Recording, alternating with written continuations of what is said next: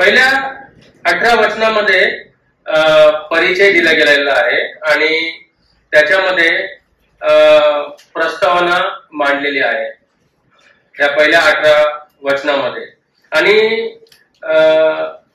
ह्या पहिल्या 18 वचनांचा जर आपण नीट अभ्यास केला तर आपल्याला पूर्ण योहानाचा शुभवर्तमान त्यात सम्मिलित झालेला दिसेल. आपल्याला पूर्ण योहान शुभवर्तमान त्या पहिल्या 18 वचनामध्ये कळून येईल जर आपण व्यवस्थित त्याचा अभ्यास केला तर. योहान आपल्याला म्हणतो की हा शब्द जो आहे तो मनुष्य जातीस प्रगट झाला, तो स्वतः मनुष्य जातीस प्रगट झाला. आणि तो जेव्हा प्रगट झाला त्यावेळेला त्यावेळच्या यहुदी लोकांनी त्याला ओळखण्याची गरज होती. It was expected from them that they would recognise who this person is. हा व्यक्ती कोण आहे हे कळलं पाहिजे होतं त्यांना, पण काहीतरी गडबड झाली, त्यांना ते कळलं नाही. त्याकरिता प्रभू येशू ख्रिस्त प्रगट होण्याच्या अगोदर एक व्यक्ती जो प्रभूचा अग्रदूत झाला, हु वॉज अ फोर रनर, जो अगोदर आला, हु केम फर्स्ट, मार्ग मोकळा करण्यासाठी, तो म्हणजे कोण माहिती आहे? बप्तिस्मा करणारा योहान, जॉन द बॅप्टायझर. आणि तो आला आणि त्यांनी तो मार्ग तयार केला प्रभू येशू ख्रिस्त प्रगट होण्याचा किंवा प्रभू येशू ख्रिस्ताला प्रस्तुत करण्याचा. आता काहींनी त्याच्यावर विश्वास ठेवला आणि काहींनी त्याला रिजेक्ट केला, धिक्कार केला त्याचा. सगळ्यांनीच त्याला स्वीकार केला असं आपण पाहत नाही. ठीक आहे. वचन 17 मध्ये आपण जेव्हा येतो तेव्हा आपण पहिल्यांदा या व्यक्तीचं नाव वाचतो. त्याचं नाव काय आहे 17व्या वचनामध्ये? हा व्यक्ती जो शब्द जो मनुष्य बनून आला, द वर्ड बिकेम फ्लेश. मनुष्य जो व्यक्ती, जो शब्द जो देवासोबत होता, तो व्यक्ती जेव्हा बनून आला त्याचं नाव काय होतं माहितीये? 17व्या वचनामध्ये नाव आलेलं आहे त्याचं नाव येशू ख्रिस्त आहे. जीसस क्राइस्ट, येशू ख्रिस्त. आणि येशूचा अर्थ म्हणजे तारणारा. येशू हे त्याचं जगात आल्यानंतरचं मानवी नाव आहे. ठीक आहे. आणि त्याचा अर्थ म्हणजे सेव्हियर, त्याचा अर्थ म्हणजे तारणारा. That he is the savior, he is the one who saves. ठीक आहे. आणि ख्राइस्ट म्हणजे हा एक ग्रीक शब्द आहे. ख्रिस्त हा एक ग्रीक शब्द आहे आणि त्याला एक समानार्थी शब्द हिब्रू मध्ये दिला गेलाय. त्याचं नाव, त्याचा अर्थ काय आहे? मसीहा. मसीहा हा ख्रिस्तासाठी समानार्थी शब्द आहे. ठीक आहे. आपण पुढे पुढे जेव्हा वाचत जाणार योहान शुभवर्तमान तेव्हा भरपूर लोकांनी त्याला ह्या नावाने संबोधित केला. तू मसीहा आहेस का? Are you the Christ? Are you the messiah? Are you the anointed one? जो अभिषेक केला गेलेला आहे तो तूच आहेस का?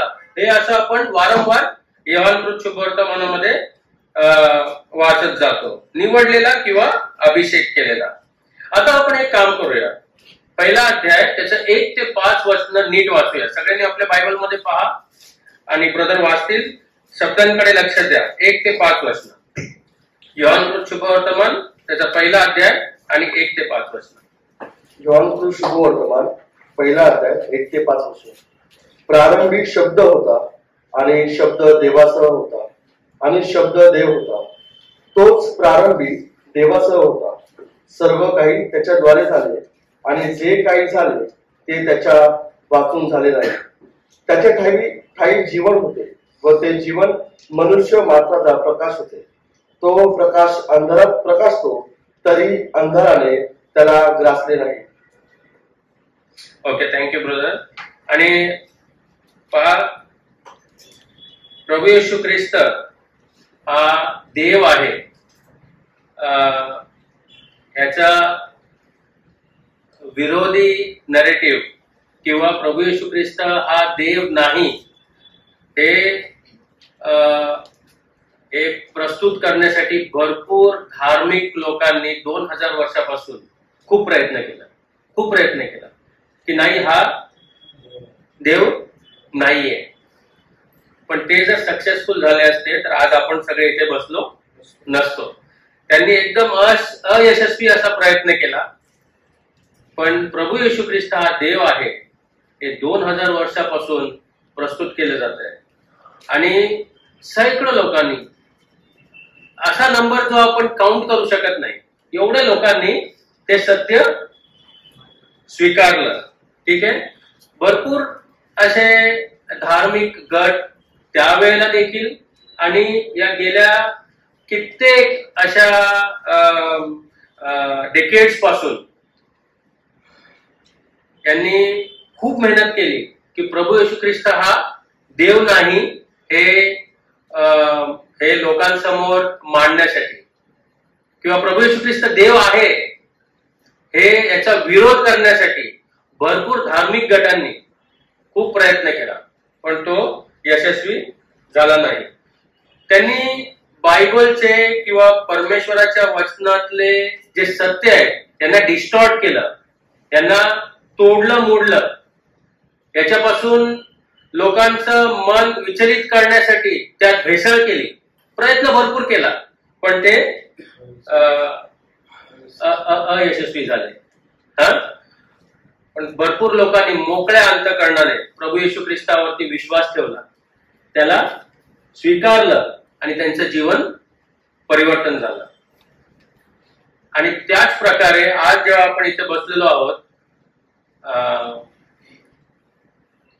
आपण पण आपलं मन मोकळं केलं पाहिजे.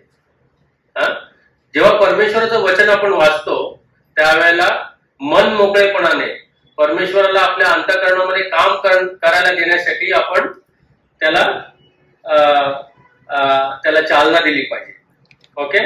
आणि जेव्हा आपण ही वचनं वाचतो, मोकळ्या अंतःकरणाने वाचतो, खऱ्या अंतःकरणाने वाचतो, तेव्हा ही वचनं अलौकिक आहेत, अद्भुत आहेत. ह्या गोष्टी आपण नाकारूच शकणार नाही. These are wonderful words, life changing words, आपण नाकारूच शकणार नाही. आणि आपल्यापैकी कित्येक जणांनी ते अनुभवलेलं आहे, नाही का? की हे वचन जेव्हा आपण वाचतो, हे शब्द जेव्हा आपण वाचतो, याचं अध्ययन जेव्हा आपण करतो, तेव्हा त्याचा प्रभाव आपल्या जीवनावरती खूप पडतो. आता इकडे आपण असं वाचलं की प्रारंभी शब्द हा देवासह होता, शब्द देव होता आणि त्यानेच सर्व काही निर्माण केले. He was with God, he was God, and that he was the creator of all things. तो सर्व काही त्यांनी निर्माण केलेलं आणि तोच मानव जातीच्या जीवनाचा स्रोत आहे. द सोर्स ऑफ लाईफ, मानव जातीच्या जीवनाचा स्रोत. पहा, हे जग जे आहे ना, ते जीवनाचा स्रोत कधी होतो, जीवनाचा उगम कुठे होतो, हे कसं शिकवतो माहितीये? आईच्या उदरात होतो, असं शिकवतो. A life comes into being in the womb is what we generally think, है ना? आपण जगामध्ये सायन्स मध्ये हे शिकतो, पण परमेश्वराचं वचन म्हणतं की जीवनाचा उगम जो आहे is from the Lord Jesus Christ, is from God. परमेश्वर हा जीवनाचा उगम आहे, जीवन देणारा हा परमेश्वर आहे. आणि प्रभू येशू ख्रिस्ताबद्दल आपण असं वाचतो की तो जीवनाचा स्रोत आहे आणि तो प्रकाश आहे, असं आपण योहान शुभवर्तमानामध्ये वाचतो, है ना? ह्या गहन गोष्टी किंवा ह्या असल्या गोष्टी की शब्द जो आहे तो देवासह होता, शब्द जो आहे तो देव होता आणि शब्द जो आहे तो निर्माण करता होता, हे अशा गोष्टी लिहिण्याचं धाडस कुठला माणूस करू शकतो? Who has the courage to write all these things? तुम्ही आणि मी लिहू शकतो का अशा गोष्टी? आपल्या डोक्यामध्ये येईल तरी असला विचार? शब्द हा देव होता, शब्द हा देवासह होता, शब्द हा निर्माण करणारा होता, अशा गोष्टी लिहिण्याचं धाडस योहान प्रभू येशू ख्रिस्ताचा शिष्य जो आहे, प्रेरित जो आहे, त्यांनी लिहिलेला आहे. आणि खरोखर हा देव असल्याशिवाय कोणी धाडस पण करू शकत नाही लिहिण्याचं, है ना? मनुष्य देहामध्ये असलेला परमेश्वर मनुष्य देहामध्ये आलेला देव हा प्रभू येशू ख्रिस्त आहे हे सत्य जेव्हा समोर आलं त्यावेळेला योहानाने धाडस केलं हे लिहिण्याचं की शब्द हा प्रारंभी जो शब्द होता तो देवासह होता, तो देव होता, तो निर्माण करणारा होता आणि पुढे जाऊन आपण वाचतो तो देहामध्ये या पृथ्वीवर आला.